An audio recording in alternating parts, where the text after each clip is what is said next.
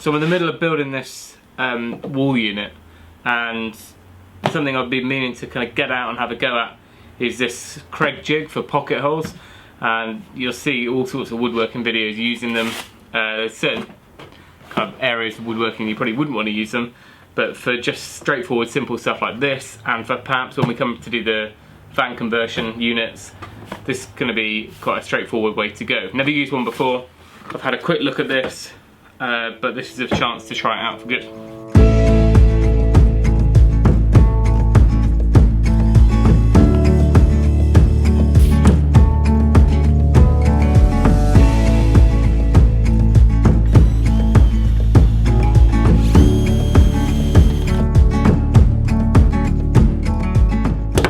So this is the newer version, the K5, and I'm intending to kind of attach this all to a board so everything's a bit more rigid.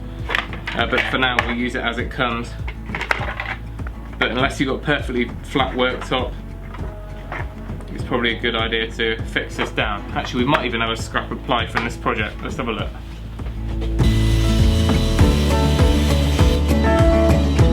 Well, I may as well get on and make it. Had a bit of spare melamine from an old wardrobe, and we can mount it on that.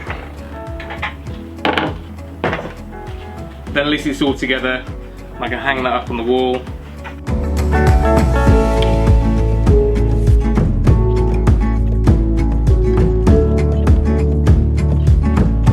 So we're now going to be able to drill our pocket holes in the side piece, well, the top and bottom actually of this unit, and then we'll fix them in that way. Like I said, we've got really limited screws, but I'm hoping we can get by. There's a little... oh, I put it on the wrong way. After all that faff, I think we're all secure now. So there's a little label that comes with it, which has all the screw lengths and what to use where. So I've stuck that on there. At least it keeps it all together. Right, so we need to drill. So this is basically 3/4 inch ply or 18mm ply. So I'm going to put my 4 fixings in there. So I'm hoping that I can just do it along. It'll obviously be quite tall, but I should be able to drill in.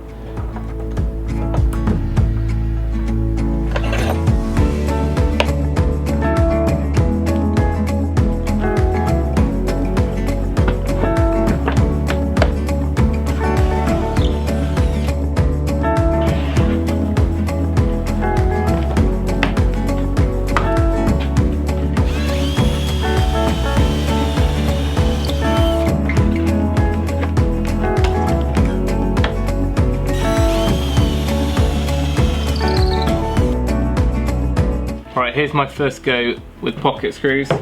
We've got those top and bottom pieces ready, and I've done all the dados grooves in here for the shelving, and there's a little bit on the back there for the backboard.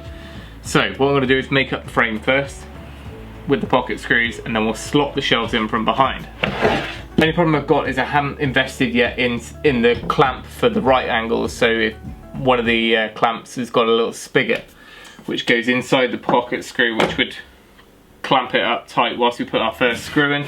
So for now we're going to have to just use muscle power, I think.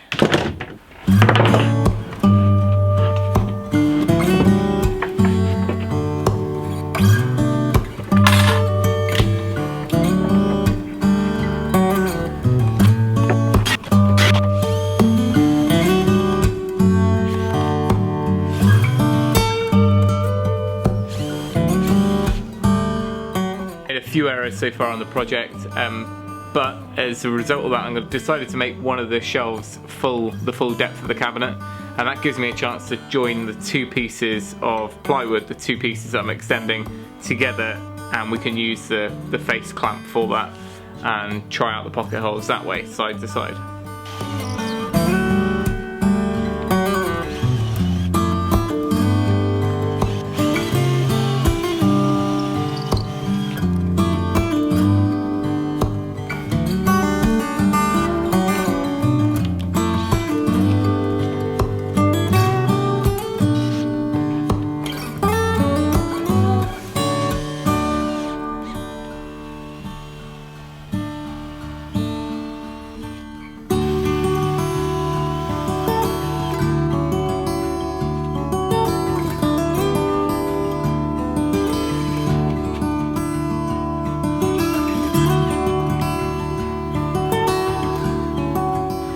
tell you what, for our first attempt at a kind of face frame, solid frame with pocket screws, I can see the appeal.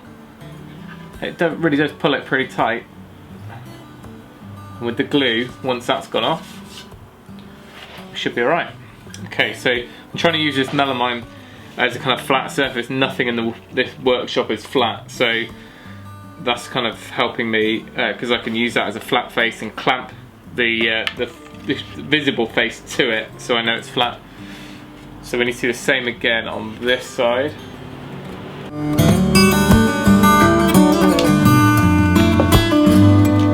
These are clever as well, these clamps. You never have to adjust them, they just do it themselves.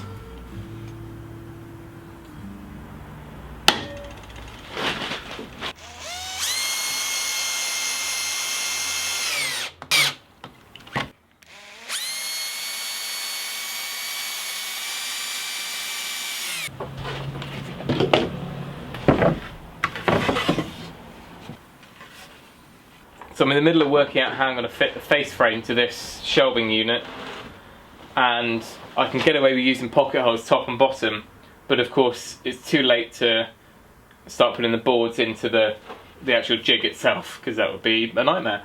So I was thinking, oh, and I'm going to have to get one of those little micro junior jigs or whatever they're called, but I've just read in the instructions that this can be used in the same way.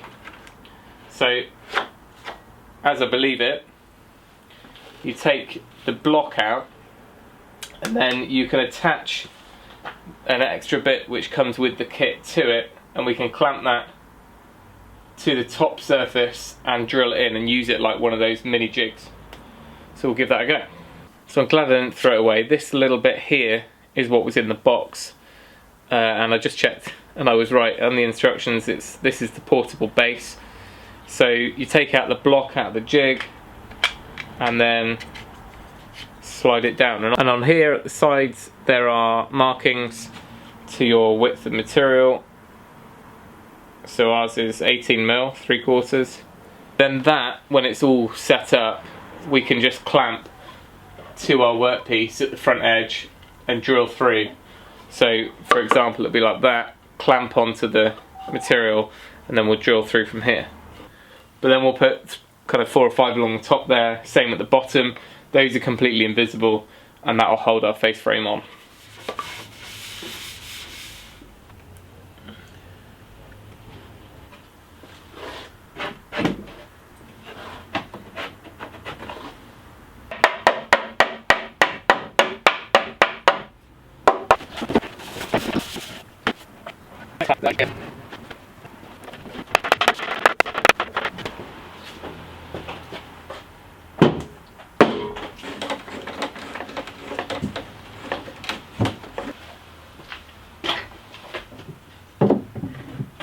I'm almost ready to put the face frame on now, so I'm going to give it a go using this as a little mobile one.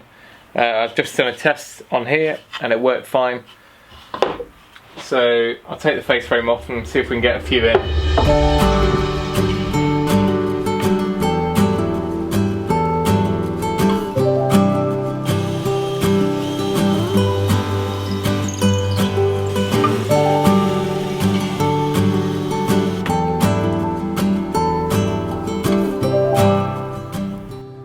So that was pretty much the end of this project. Of course you could go and fill all those holes with dowels, sand and paint them flush. They're not that visible in this case, so I left those. There is a short and sweet full build video which also shows Jo receiving it on her birthday, and I'll put that at the end of this one. And of course there are just loads of woodworking and DIY videos on the channel already, so if you haven't subscribed you can do so by clicking down below, click that bell, and we'll give you regular updates when things are posted.